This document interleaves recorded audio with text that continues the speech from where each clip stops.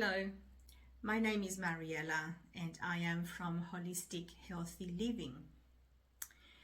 I wanted to talk to you about separation anxiety in children, which is something that as a parent we all go through at some stage when we have little ones.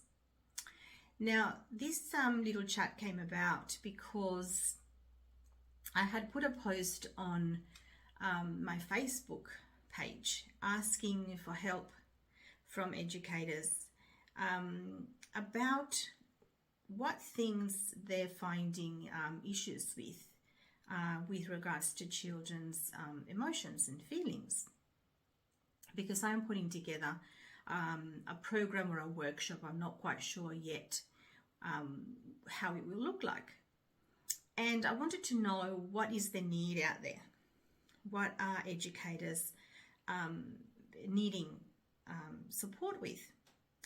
So one childcare centre who I'm most grateful for actually agreed to a 30-minute interview with me and answered some questions.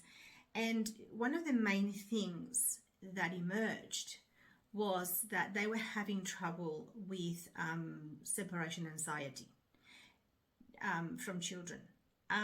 Now they are trained to deal with separation anxiety because the educators have been trained and they've studied about child development. And so they expressed that they were having a lot of issues with the parents because their parents were also struggling with leaving their children crying in the service. So this is why I thought, okay, I'll just put a little short, hopefully video out there to help parents mainly. And I'll give you a little bit of background of my experience. So I am a parent. My children are now grown up. So I have been there. I've gone through all of that you are experiencing now. And I'm also an educator. So I have been teaching for over 30 years. I am no longer doing that. So I'm focusing on something different. So around education, but mainly about helping children to learn the skills, mindfulness and well-being to help them cope and learn about those feelings that they are feeling that they are not understanding. So today I just wanted to mainly focus about separation anxiety. So separation anxiety is actually very normal for children to go through, and I think most children go through it. I have seen a lot of it as a parent and as an educator. Now it normally starts at about 6 months and it can go up to 18 months. That is just the average. So your child might start earlier or start later, and the separation anxiety may last a bit longer, well into their preschool years. So I have seen it in 4-year-olds, 4.5-year-olds, and even when they start school in kindergarten. So 5 and 6-year-olds can also experience separation anxiety. Now, it just means that they have a very secure attachment to the parent or the carer, which is actually a really good thing, that they have developed that attachment. And I just lost my train of thought. So, okay, so normally it develops when babies are born.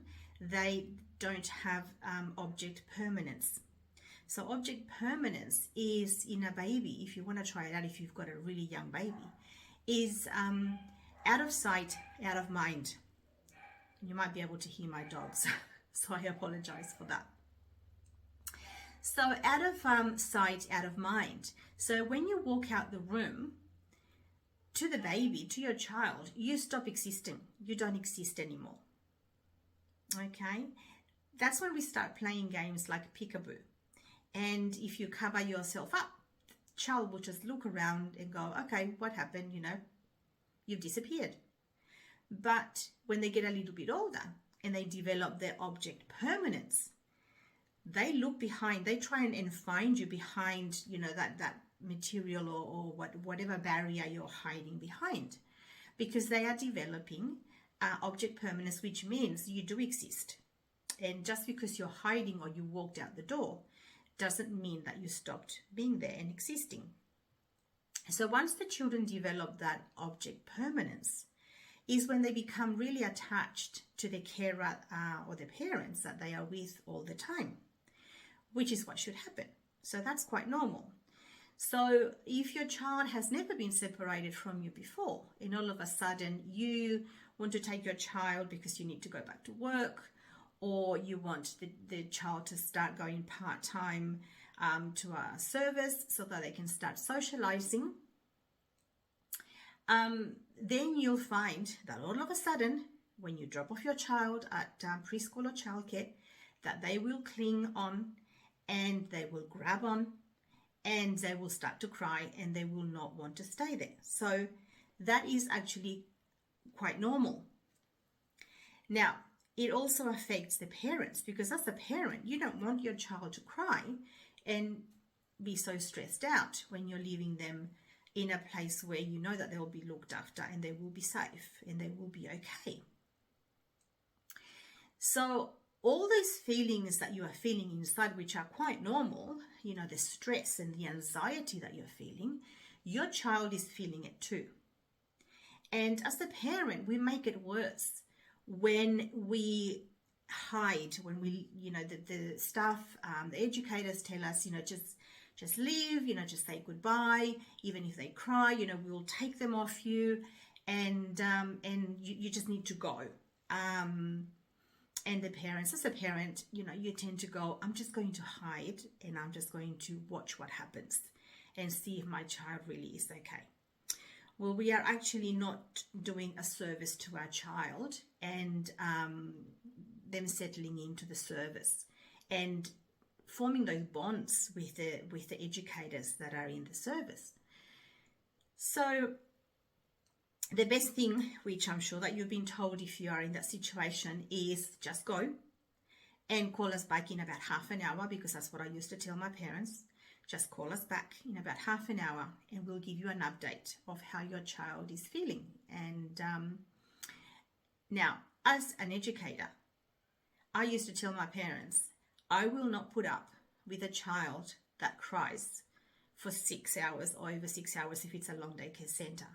I mainly worked in a preschool, so we only had about 6 hours of care. So then if it lingered on for a few days, then we would put in place things like making the day shorter for the child, so that then the child would just come in for an hour.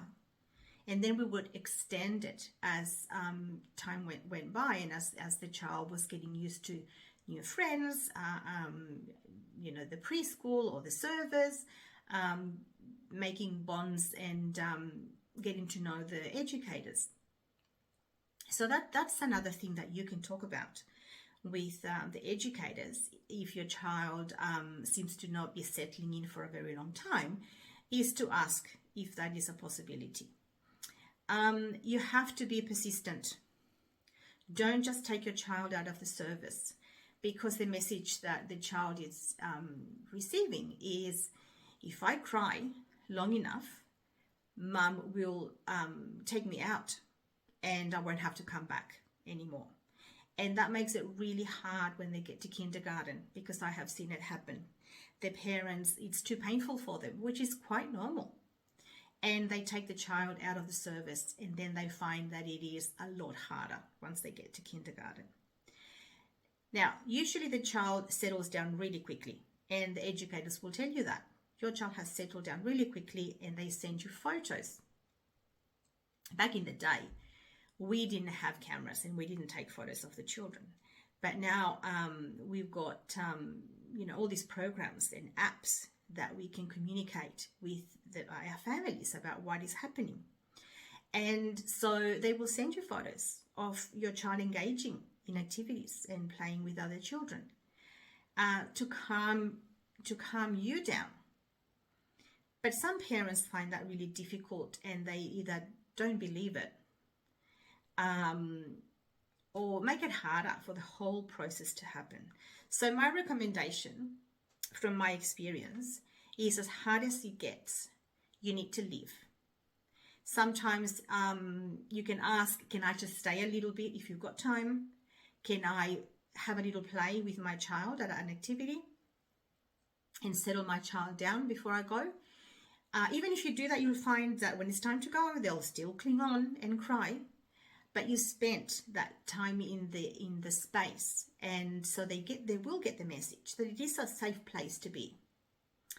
The educators know what they're doing, so when they tell you, please just say goodbye and just go, don't hide, because that's the worst thing you could do. Sometimes the children actually see you and they find you hiding, and that is the worst thing you could do, because then every time you drop your child off, they will be looking to see where you are hiding.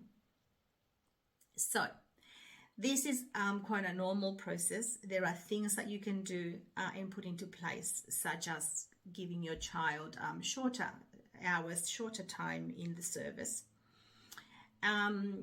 Trust that the educators know what they're doing. They've done this before. And they will try and comfort your child and get their focus from the crying to actually being focused on an activity, and they will settle down really quickly. So I just wanted to give you factual knowledge, because that is sort of all from my experience. And what does help before you enroll your child at a service is to actually visit the service. Ask if you can visit the service a few times, just short times, so that your child gets used to you taking him or her to that place, and they start to get to know the educators as well. Sometimes it's not possible because we work, but if it is possible, then that's one way to go. Another way is to start at home, leaving your child with family members, maybe a grandma or grandpa or an auntie, taking them to their home and saying, look, I just need to go to the doctor. Auntie or grandma or grandpa is going to look after you for a little bit. So your child starts getting used to bonding with other people, and that it is safe, and that you will come back, and that it is okay. So that's one of the things that you can actually do. Let me see if there's anything else that I have forgotten. The other thing that you can do is take something, special toy, a favorite toy of your child, for them to hold. Ask the service. Is it okay if my child brings a little teddy or a little security blanket or something that reminds them of home and that makes them feel a little bit more secure? They won't need it for very long. It'll quickly wear out, and they won't need it as much as they get really confident and they feel like they belong to the service where they are at. What else? Let me see if there's anything that I have forgotten.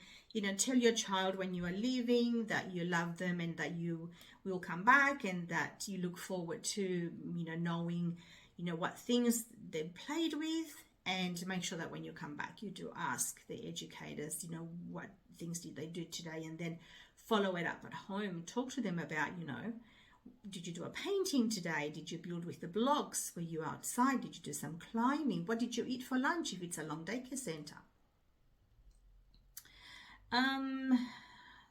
Don't drag it out. So I talked about that. Keep a relaxed and happy look on your face when you're leaving. If you seem worried or sad, your child might think that the place isn't safe, and they can get upset too. So now let's talk about you. So it's quite normal for you to feel upset, and I've had parents leaving in tears. So it is normal. So what we need to do is we need to know that they are in a safe place, because you researched the place, you visited it before, I'm quite sure. Trust the educators. Just leave.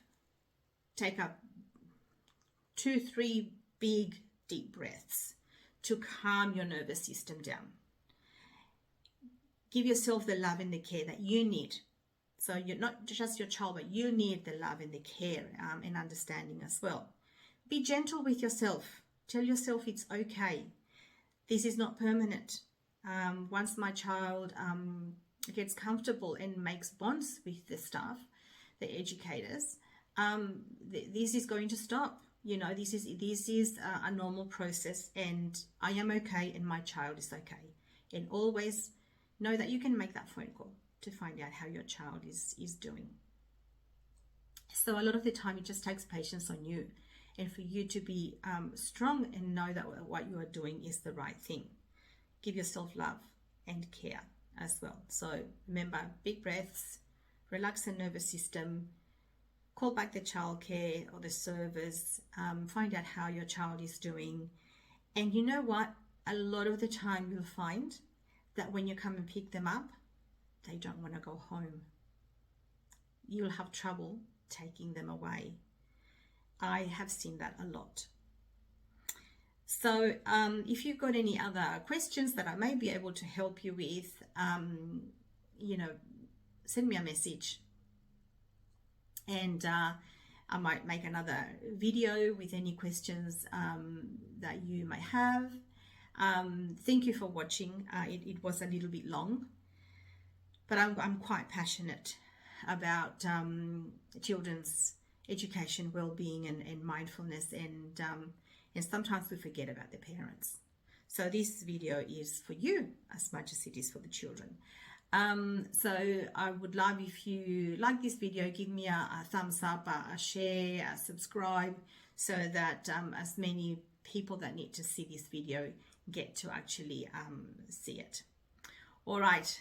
Thank you so much. Have a great day. Bye for now.